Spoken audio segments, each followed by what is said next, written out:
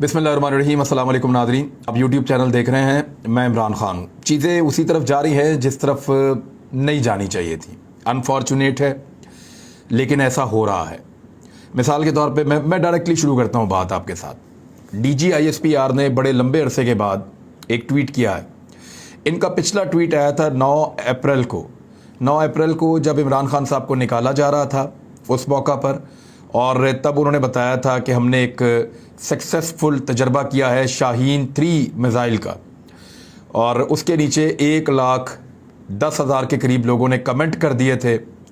और ये सारे कमेंट जो थे ये नेगेटिव थे, लोगों ने बहुत तनकीद की थी।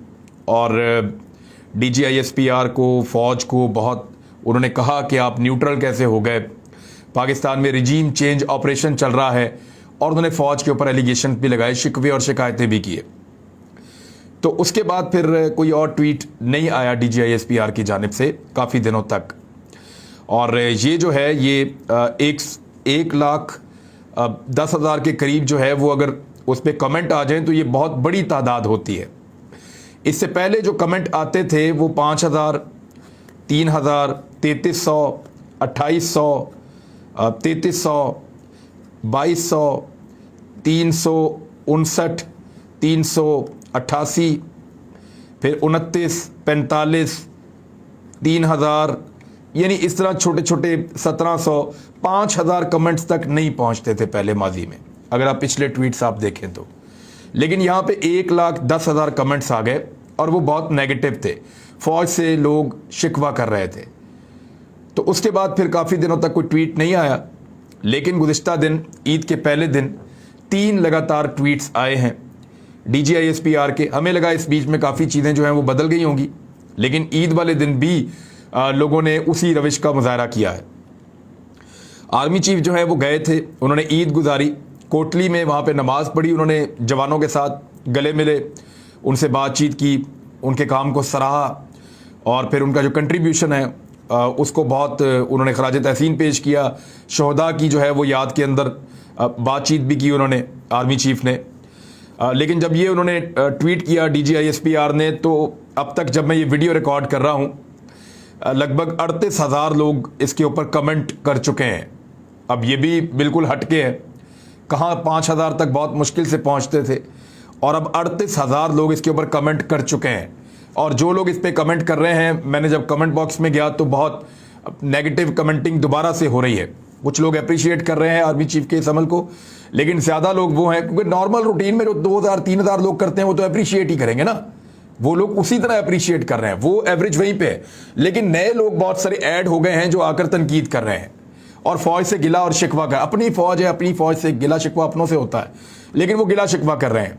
उसके बाद एक और ट्वीट उन्होंने किया जिसमें उन्होंने बताया कि chief of the army staff और उनकी बेगम, इन्होंने विज़िट किया कैप्टन मोहम्मद काशिफ शहीद और कैप्टन साद बिन अमीन शहीद, इनके घरों को, और उनकी बेटी जो है उसको भी मिले, छोटी बेटी है बहुत, और जो शहीद हुए कैप्टन साद, उनकी बेटी को।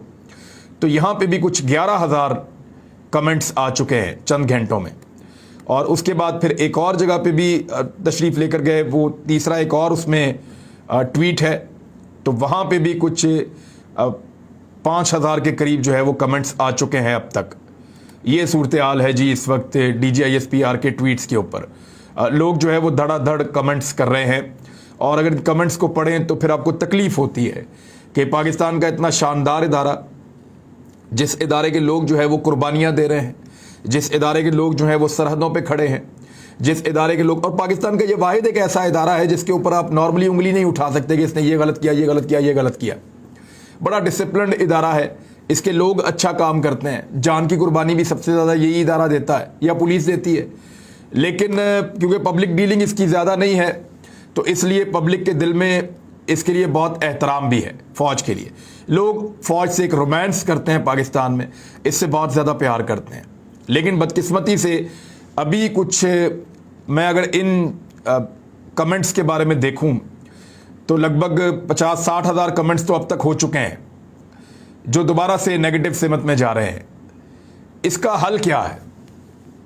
यानी ये वो सारे लोग हैं, ये जो कमेंट लिखने वाले लोग हैं जो फ़ौज से शिकवा कर रहे हैं, जो जनरल बाजवा से या फौज के तर्जुमान से शिकवा कर रहे हैं कि एक रजीम चेंज ऑपरेशन पाकिस्तान में होता रहा और आप लोगों ने कुछ नहीं किया, यहाँ बोलियाँ लगती रहीं और किसी ने कुछ नहीं किया, यहाँ पे एक इमरान खान की हुकूमत को ख़त्म करके बैरूनी साजिश का वो इल्ज़ाम लगा रहे हैं और उसके नतीजे में एक और हुकूमत बन गई। जिन लोगों की बनी वो आधी से ज़्यादा काबीना जो है, यानी 2/3 काबीना जो है, हर 3 में से 2 आदमी जो हैं वो केसेस के अंदर हैं, ज़मानत पे। करप्ट लोगों को लाकर आपने लगा दिया। वज़ीर आज़म ज़मानत पे है, वज़ीर आला ज़मानत पे है, मंडियाँ लगी, बोलियाँ लगी, मुनहरिफ अराकीन या लोटों की बुनियाद के ऊपर पैसे लगा के हुकूमतें बनाई गई और लोगों की हालत यह है कि ये पब्लिक में जाकर ईद भी नहीं पढ़ सकते, पब्लिक के बीच में जा भी नहीं सकते। तो ऐसी सूरत में लोग इसके ऊपर शिकवा कर रहे हैं। अब ये जो शिकवा करने वाले लोग हैं, इनके अगर अकाउंट्स में आप पीछे जाएं तो आज से 2 महीने पहले, 3 महीने पहले फौज के खिलाफ उठने वाली हर आवाज़ पर यही लोग फौज को डिफेंड करते थे, यही लोग फौज के सामने सीसा पिलाई हुई दीवार बनकर खड़े हो जाते थे। ये फौज के कीबोर्ड वॉरियर्स थे। फौजी जो है वो तो हथियारों से लड़ते हैं, लेकिन सोशल मीडिया की जंग में, या जिसको आप 5th जनरेशन वॉर कहते हैं, उसमें ये लोग फौज के हर अव्वल दस्ता थे, फौज के सामने खड़े होकर लड़ने वाले सिपाही थे। और इन्होंने पीटीएम का मुकाबला किया, पश्तून तहफ़्फ़ुज़ मूवमेंट। इन्होंने अफगानिस्तान से उठने वाले प्रोपेगेंडा का मुकाबला किया, इन्होंने भारत से आने वाले प्रोपेगेंडा का मुकाबला किया, इन्होंने फौज के खिलाफ पीडीएम के प्रोपेगेंडा का मुकाबला किया। जिसने फौज के खिलाफ जो कुछ भी कहा, ये सीसा पिलाई हुई दीवार बने और फौज के सामने आकर खड़े हो गए और हर किस्म के 5th जनरेशन वॉर के प्रोपेगेंडा का इन लोगों ने जवाब दिया। लेकिन आज बदकिस्मती ये है कि यही जो फौज के वॉरियर्स थे, ये फौज के ऊपर ना सिर्फ तनकीद कर रहे हैं बल्कि फौज से गिला और शिकवा कर रहे हैं। ये सिलसिला ख़त्म होना चाहिए। कैसे ख़त्म होगा, उसकी अब एक ही सूरत रह गई है और वो सूरत ये है कि इलेक्शन करवाए जाए, लोगों को फैसला करने दिया जाए, जो लोग दुखी हैं उनके दुखों का मुदावा किया जाए। क्योंकि जिस तरह के लोगों को लाकर इक़्तिदार में बिठाया गया है, इसकी कोई जस्टिफिकेशन बनती नहीं है।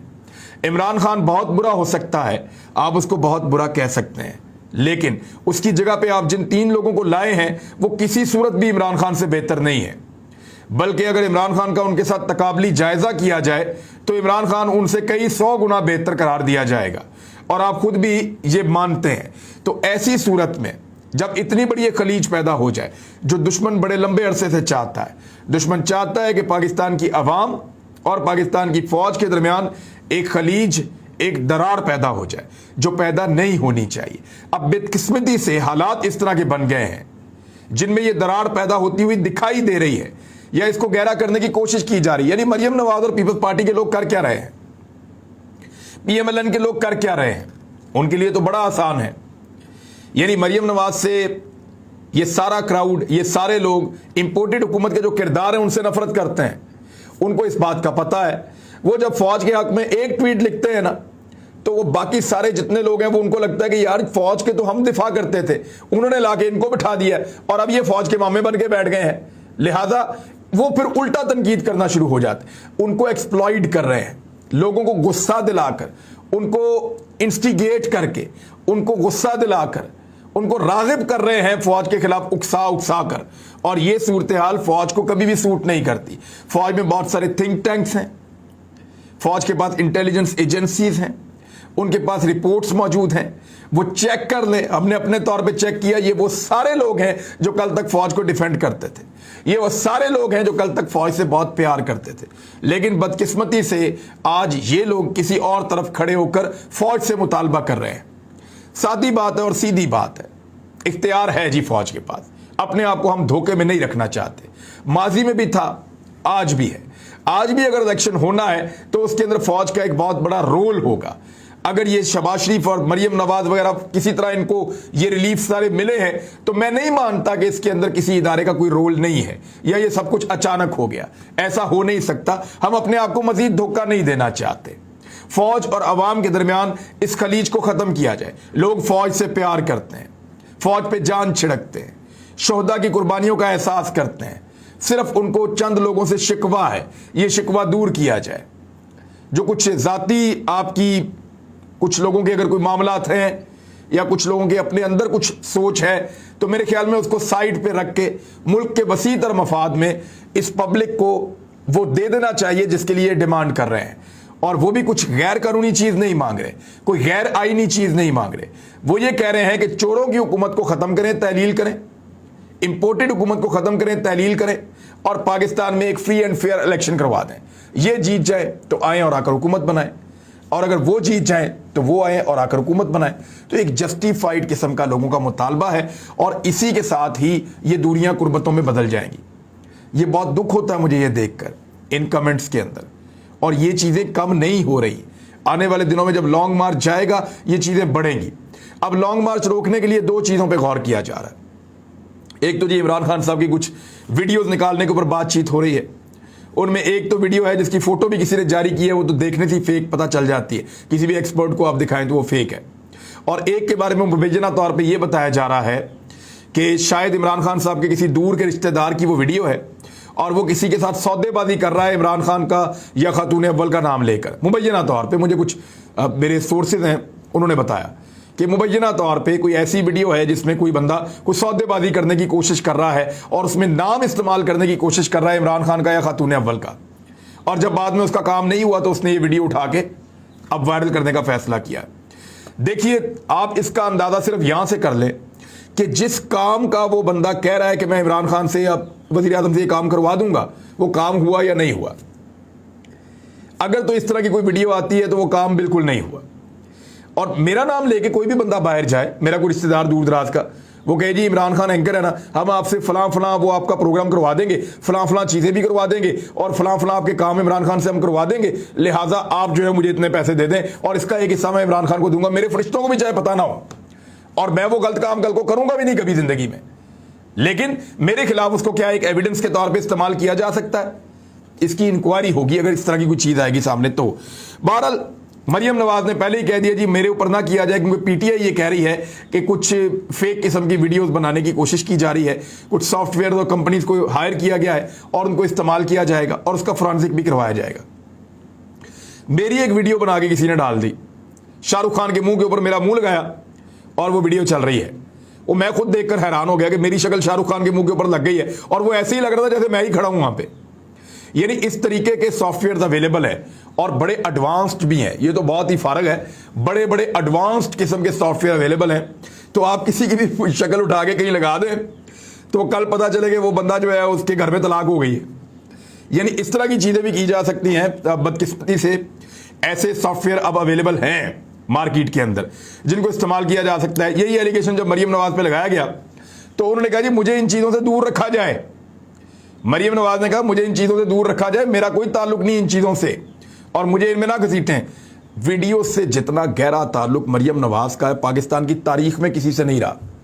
वीडियोस, तस्वीर और ऑडियोज, ये अगर किसी खानदान को मिराज हासिल है ना इसके ऊपर तो वो ये शरीफ खानदान है। सबसे पहले तस्वीरें बेनज़ीर भुट्टो और उनकी वालदा की, और इंतहाई फहश तस्वीरें बना के जहाज़ों से फेंकी उन्होंने कि लोग उनको देखें और बेनज़ीर से नफरत करें।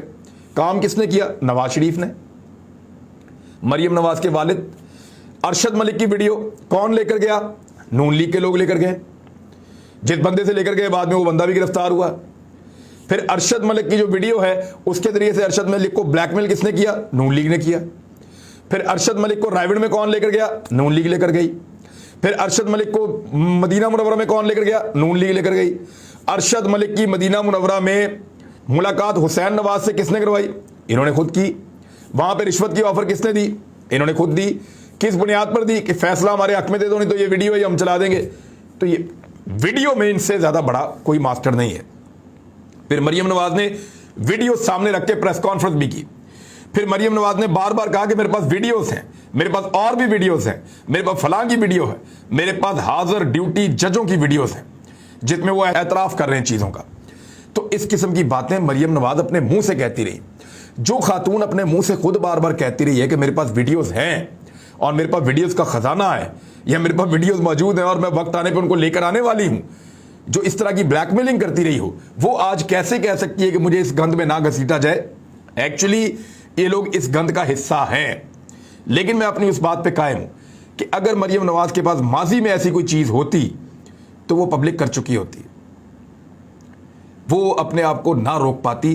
जिस तरह के हालात का इन लोगों ने सामना किया है करप्शन केसेस में, कभी ना रोक पाते। ये वीडियोस कहीं और थी, अगर थी तो, या अब बनाई गई हैं जाली तरीके से, और अब उनको फैलाने का काम जो है वो हो रहा है। अब इसमें कुछ कंटेंट तैयार किया गया है, जैसे साकिब निसार साहब का एक कंटेंट तैयार किया गया था माजी में, कुछ लोग कह रहे हैं कुछ इस तरह की चीजें, जब सामने आएगी ना तो फिर उसके ऊपर हम बात करेंगे और डिटेल में उसके ऊपर बात करेंगे कि एक्चुअली ये था क्या। जहां तक मामला है, ये जो इस वक्त तक हो रहा है मदीना मुनव्वरा के अंदर पेश आने वाले वाक़े में जो पर्चे वगैरह हो रहे थे, एक तो एस्टेब्लिशमेंट ने उस पर शटअप कॉल दी मेरी इंफॉर्मेशन के मुताबिक कि ये आप आग से खेल रहे हैं और पाकिस्तान को किस आग में आप झोंक रहे हैं।